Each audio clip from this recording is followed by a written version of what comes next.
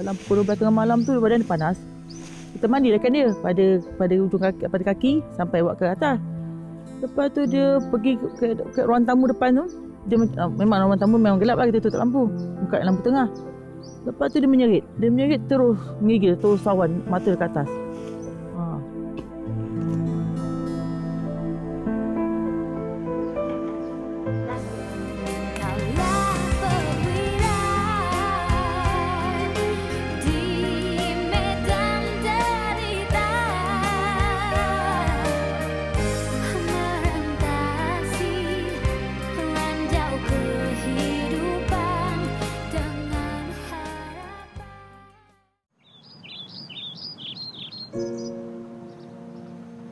Kampung Nerambai, Linggi Negeri Sembilan.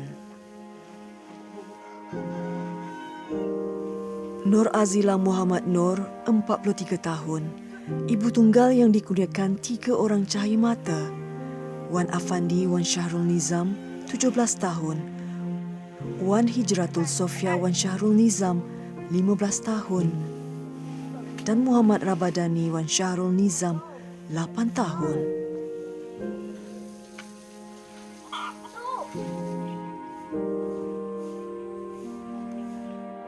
Buat rumah jaga anak lah. Lepas tu kebetulan Alulan ada kerja kosong, kita tanya apa kebetulan tu Kak Ita recommend kan, tempat Lu ada kerja. Lepas tu kita kerja dengan Lu sampailah sekarang.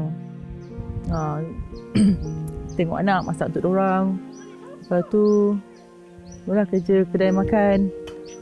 Dekat tak jauh dari sini lah. Baik ada kenderaan, motor ada. Kalau tak ada motor, minta tolong orang Penny hantar ke, Sophia hantar lah. Macam tu lah.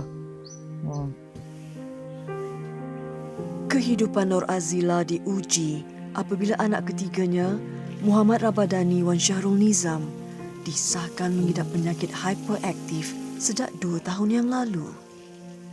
Nur Azila sedar ujian yang diberikan amat sukar untuk dia sekeluarga.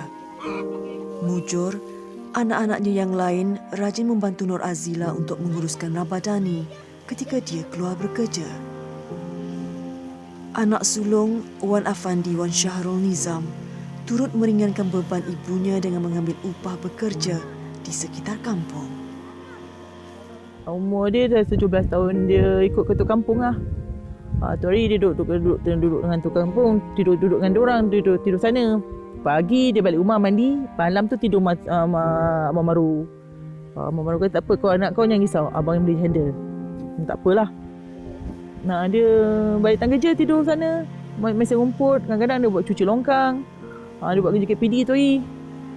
Lepas tu dah tak ada KPD, dia buat kerja kereta bombang pula, buat rumah. Bancu simen, tu je lah kita tahu, yang lain kita tak tahu. Tahun ini Afandi akan menduduki peperiksaan sijil pelajaran Malaysia SPM. Namun demi keluarga, dia sanggup menggalas tanggungjawab besar ini. Masa tu yang alami masalah dia, masa dia demam panas lah. Kita dapat tahu masa tu dia masa siang dia okey. Dia kata nak buang air besar, kita bawa dia pergi buang air besar. Dalam pukul 12 tengah malam tu badan dia panas. Kita mandikan dia pada ujung kaki, pada kaki sampai buat ke atas. Lepas tu dia pergi ke ruang tamu depan tu. Dia memang ruang tamu memang gelap lah, kita tutup lampu. Buka lampu tengah. Lepas tu dia menyerit terus menggigil, terus sawan mata ke atas. Tampak seperti kanak-kanak biasa, Muhammad Rabadani, anak ketiga kepada Nur Azila ini, mengidap penyakit hyperaktif namun masih boleh dikawal. Segala perhatian perlu diberikan kepada Rabadani agar perkara yang tidak diinginkan dapat dielak. Dia kot marah lagi macam tu lah. Kalau dia tak kena dengan diri dia, dia akan merontak, dia akan mengamuk lah. Kalau orang marah dia kan, sampai ke atas dia berlari. Kadang-kadang tak jumpa dia.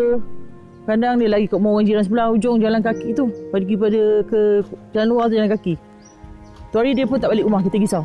Cari dia, rupa rumah jiran. Menaik motor. Cakap sudah macam ni. Memang tak boleh duduk diam juga. Memang kena kontrol, memang kena kongkong dia. Memang duduk jaga, memang sentiasa duduk rumah tengok dia lah.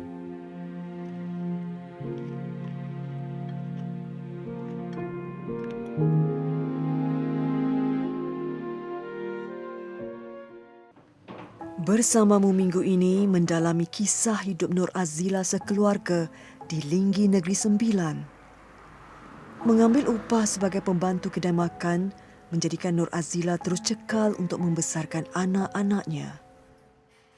Sejak perintah kawalan pergerakan dilaksanakan akibat pandemik COVID-19 ini, pendapatan Nur Azila sebagai pembantu kedai makan juga terjejas kerana kehadiran pelanggan tidak ramai seperti sebelum ini. Ada kalanya, dia hanya datang ke kedai untuk melakukan kerja membersihkan kedai sahaja. Namun, dia tetap cekal dan terus berusaha untuk mencari rezeki demi anak-anaknya. Memang kedai memang tak buka dah kat 2 bulan dah tak bekerja. Cakap pergi datang kedai, kemas kedai lah. Tu je lah kerja kita. Dah siap bagi anak makan, pergi kedai. Kemas sapu-sapu apa yang patut, mop ke. Kalau dia suruh basuh chiller, kita basuh chiller lah. Kalau suruh basuh freezer, kita basuh freezer. Macam itulah kerja kita. Dia tak tentu. Kalau dulu Sabtu Ahad kan, kita prepare untuk hari Jumaat lah. Kadang hari Jumaat kita macam blender cili. Lepas tu buat perkasam. Macam tu lah kita orang buat. Kadang siang siput. Lepas tu buat tempoyak. Sama lah buat. Kadang tengok lah kalau orang bagi, kalau customer ramai dia bagi lebih lah sikit. Kalau customer kurang dia bagi kurang sikit lah.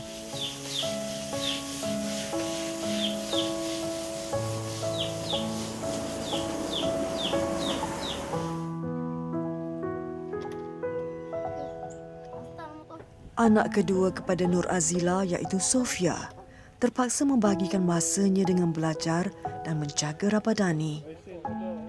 Keadaan Rabadani tidak sama seperti kanak-kanak lain dan untuk menjaganya memerlukan kesabaran yang tinggi.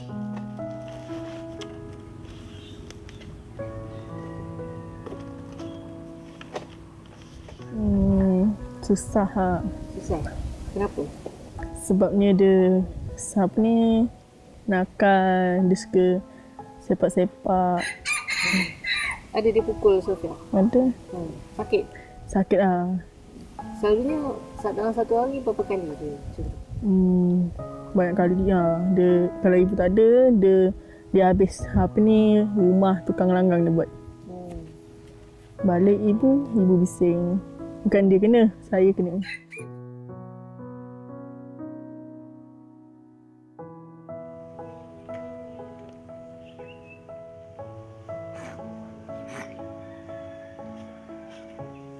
Kadang-kadang adalah kawan cikgu dia yang tolong beli semua sekali ke apa ke. Kalau buat kerja sekolah ke, cikgu dia akan top up dalam RM10 lah, macam tu lah. Telefon pun ustazah dia bagi. Kita pun tak tahu ustazah dia pula bagi. Kita pun nak pakai telefon kita kan, yang kecil nak pakai. Tak apalah Sophia, cikgu kau nak bagi, ibu tak kisahlah. Ibu tak mampu nak beli telefon je kak. Kadang kakak sepupu kita kat Tampin. Papa kita ceritakan dia. Ni tak apa nak pergi sana, ingat cuti ni kalau tak buka kedai, nak memang duduk dengan dia lah. Nak cadang nak duduk sana, fikir-fikir balik, PKP kan. Tutorial dia Roblox tak lepas pula pergi sana. Telefonnya, Pak Long macam ni lah. Pak Long kata tak apa, sabar. Tapi orang tak suka anak kita, macam mana nak cakap? Anak kita lah sak. Semua kasut lah. Balik-balik kita balik kan, orang mengadu. Nek pukul apalah, kita pun tak kisah je kak lah. Tak apalah.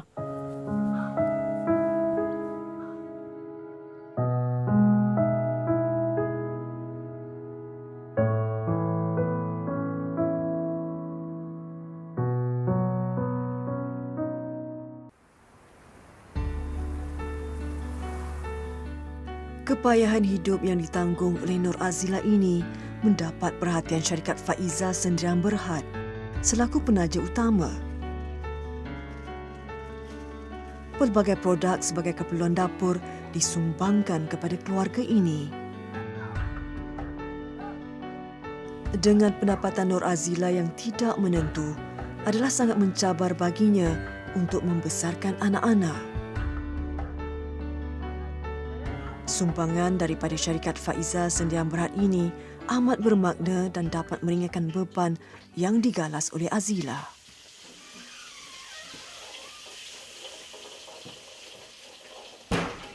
Buka pintu, dia panas dia.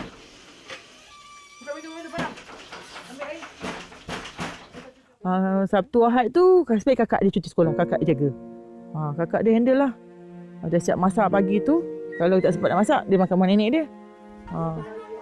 Hari biasa memang kita masak untuk dia, memang ada lah kita kat rumah. Masa tu memang tak kerja lah. Ni PKPB ni tak mana nak kerja, duduk rumah je lah kak. Nur Azila tidak pernah untuk melupakan tanggungjawabnya sebagai ibu kepada anak-anak. Kebiasaannya, Nur Azila akan menyediakan makanan seawal jam 9 pagi sebelum keluar mencari rezeki. Dia tidak akan membiarkan anak-anaknya berlapar semasa dia mencari rezeki untuk mereka. Kadang ketua kampung pergi beras, PKP tu tak ada lah. Masa ni memang start kita pisah dengan lelaki kita alhamdulillah sentiasa ada barang makan. Cuma duk belanja lah beli lauk-lauk kan. Dia kan kalau nak lauk macam nak makan ketam ke udang ke, terpaksa cari juga duit sikit. Beli dah ketam untuk dia apa dia nak makan. Kita beli jugalah. Tapi beras semua ada lah. Tak ada miss lah, tinggal beras. Beras memang ada, sentiasa ada. Walaupun hidangan yang disediakan oleh Azila tidak mewah, dia amat bersyukur kerana dapat juga anak-anaknya mengisi perut. Ada kalanya Azila tidak sempat menyediakan makanan sebelum keluar bekerja. Anak-anaknya akan makan di rumah nenek mereka.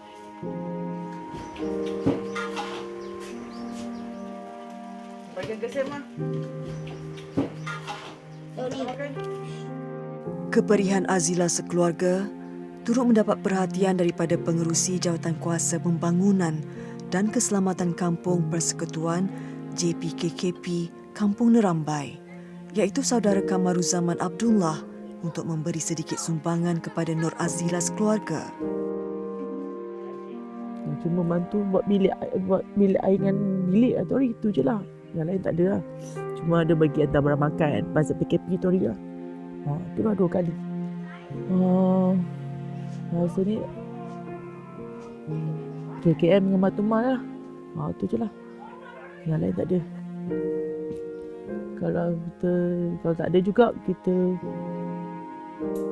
kadang-kadang nak minta adik-adik pun susah juga. Tak apa lah. Ada masak ni? Ambil sikit buat kat mana? Mana boleh buat?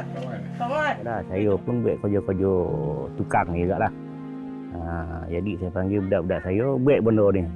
InsyaAllah sampai sekarang ni siap lah. Dapat dia bilik dia satu.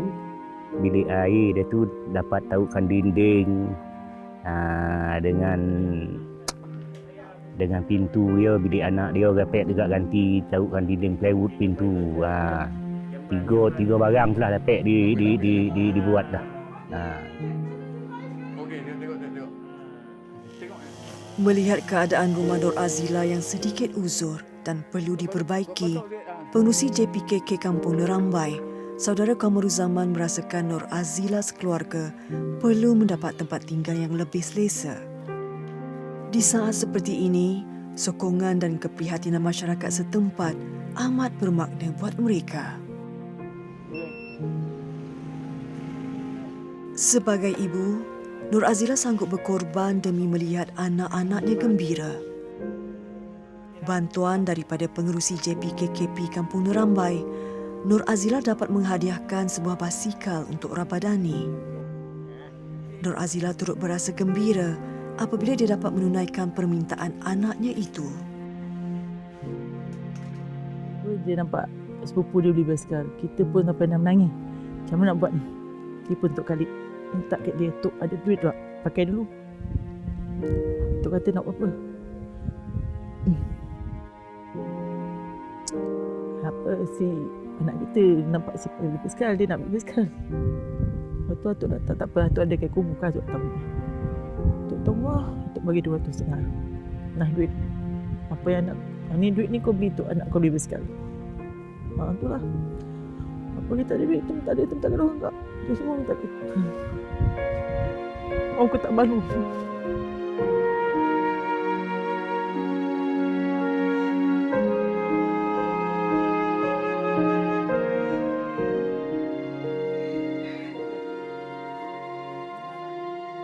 Diuji dengan seorang anak yang istimewa, Namun Nur Azila sangat positif menerima ketentuannya dan terus berjuang demi anak-anak. Benar, segala yang terjadi pasti ada hikmahnya. Dan hanya dia yang tahu saat yang betul untuk merasai nikmatnya. Semoga kecekalan Nur Azila dalam membesarkan anak-anak menjadi inspirasi kepada semua.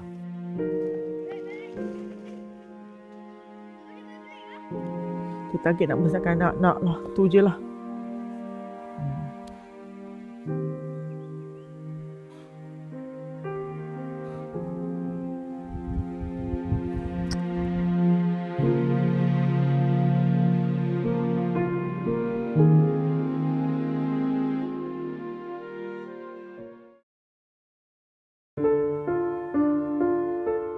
Bersamamu minggu ini turut menziarahi dan membantu 4 buah keluarga di Selangor, iaitu keluarga Muhammad Amin, keluarga Nurul Syahira Zulnadi,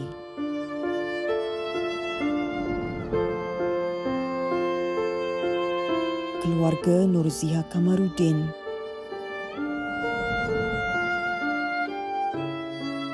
dan keluarga Muhammad Jais Kasim. Manakala di Melaka, keluarga Muhammad Zulkifli Ramli. Bersamamu turut menelusuri ke Negeri Sembilan, iaitu bersama keluarga Khatijah Ar-Rahman Panikir. Keluarga Abdul Aziz Muhammad Isa di Negeri Melaka. Keluarga Devi anak perempuan Ramayah di Negeri Sembilan. Menyusur ke negeri Terengganu Darul Iman, kami membantu keluarga Rosni Aziza Omar. Manakala 3 buah keluarga di Selangor, iaitu keluarga Santi anak perempuan Kupu Sami, keluarga Amran Ahmad dan keluarga Lasmiyatun Muhammad Nur.